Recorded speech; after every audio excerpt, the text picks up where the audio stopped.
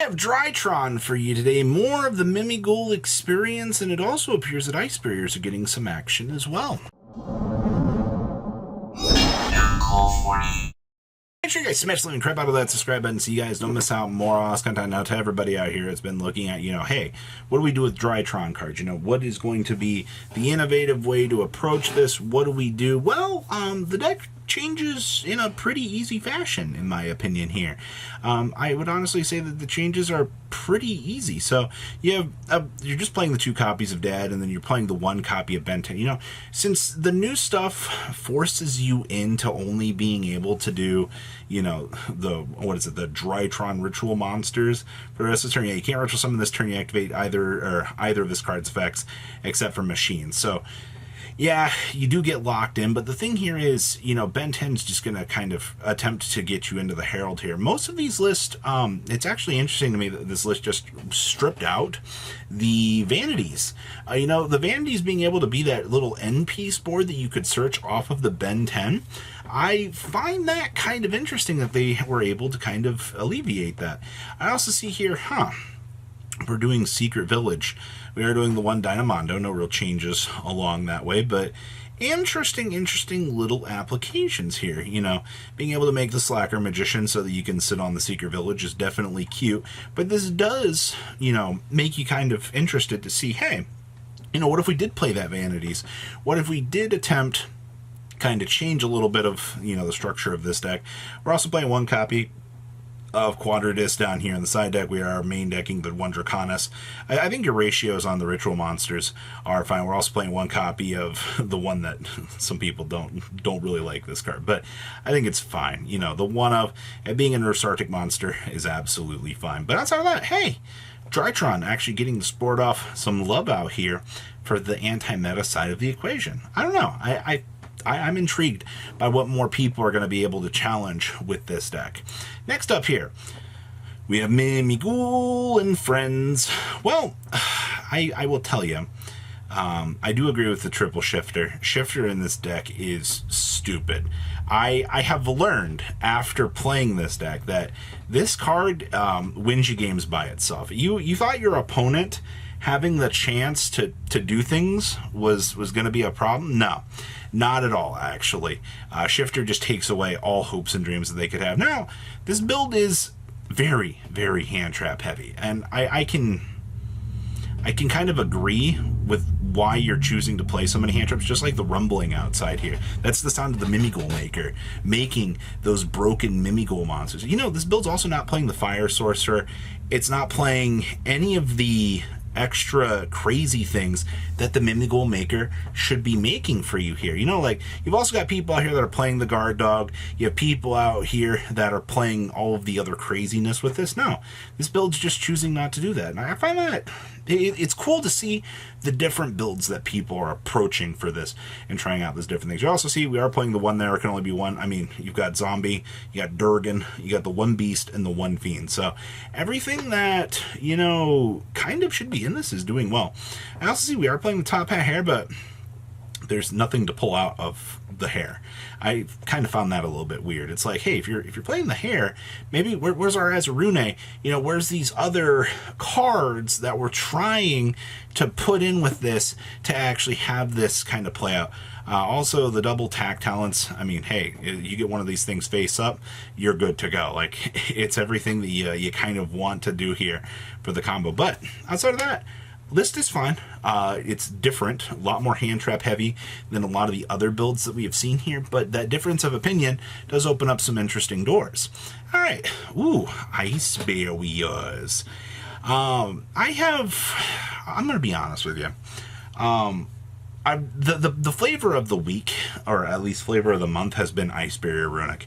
So many people have been on the Ice Barrier Runic kick. It impresses me. I feel like people have forgotten that regular Ice Barriers are a deck. And because of Ice Barriers, I guess, I don't know. I feel like people need to remember that this is... But the whole reason, in my opinion, that I think that this deck gets the chance to kind of do its level of insanity is because General Ryo is a stupid card. Alright, as long as you kind of get to go through and make, like, Lancey, and you get the chance to bring out the Ryo, now your opponent is forced to find an answer to Ryo. And I can tell you, within maybe your first 2 to 3 cards, unless you're just going straight into SP Little Knight and getting the Ryo off of the field, which is doable in some games, but you might have to burn a card or 2 to try to get to that, which at that point in time the Ryo is shaved off those resources and he's done what he was meant to do. He's there to keep you out of the game and pressure you out of important cards that you must have. And that's a big thing. Also, it only stops things on the field, so that's a pretty big thing to remember. This deck is playing some pretty strong board breakers here with the droplets. We're doing the 1 freezing chains. I do see we are playing the swap frogs in here. I do think the swap frogs are a pretty valuable part of this deck. Just being able to kind of, if you really need to hard make the toad, you can do so. We are side decking the Winds Over the Ice Barrier along with the Warlock and the Defender here. So you have a lot of the utility toolbox options present to you that you're used to seeing in the Ice Barrier strategies. Maybe not so much in the main deck, but you know what? Having your bases covered to make sure that you have all of your options is good. We have Logan Jaya's very interesting take on the Chimera Illusion deck at this point in time. Now, I'm going to be honest with you here.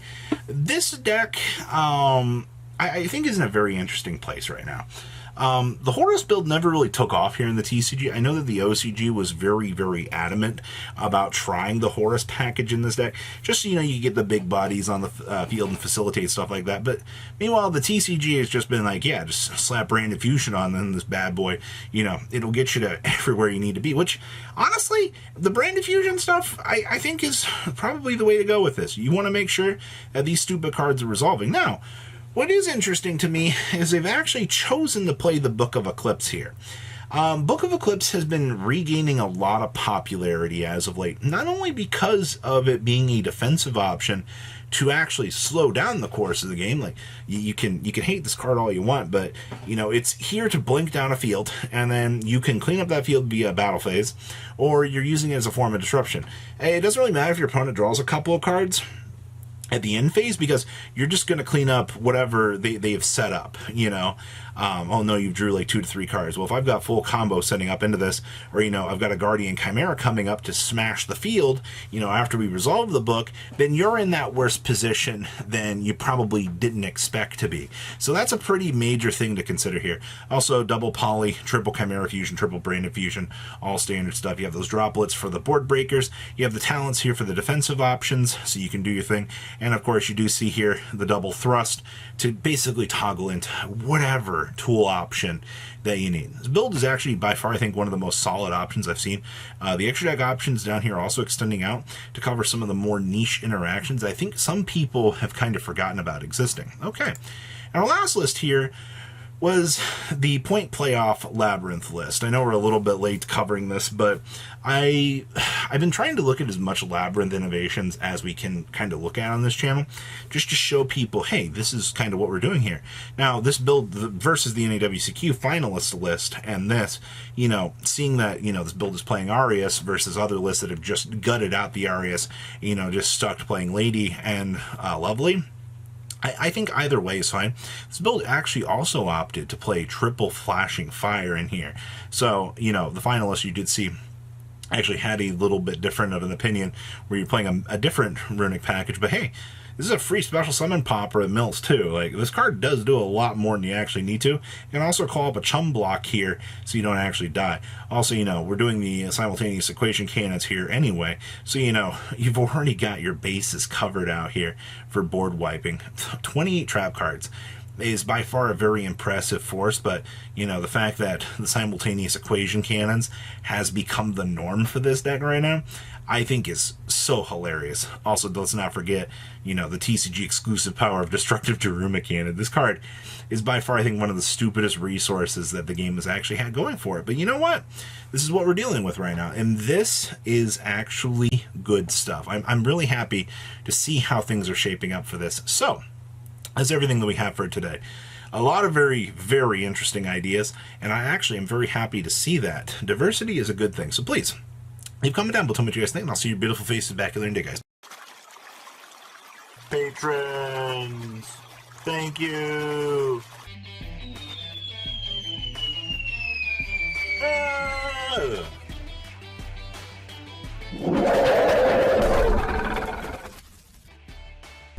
Thank you so much for watching. Check out these other videos.